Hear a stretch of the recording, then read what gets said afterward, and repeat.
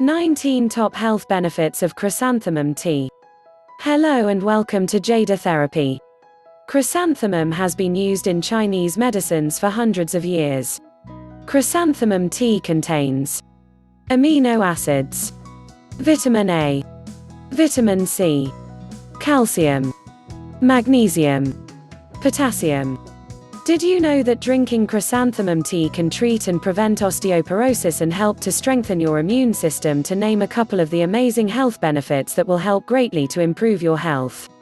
You can see more of the health benefits below. 19 Top Health Benefits of Chrysanthemum Tea. Anti-inflammatory. Antioxidants. Treats hypothyroidism. Treats high blood pressure. Treats respiratory problems. Reduces inflammation. Treats and prevents osteoporosis. Calms nervous system. Improves heart health. Improves vision. Prevents chronic illnesses. Increases metabolism. Improves relaxation.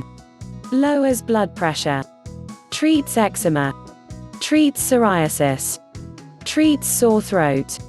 Treats headaches. Improves immune system. Thank you so much for watching. Please remember to like and subscribe, and for more information check out the links in the description below.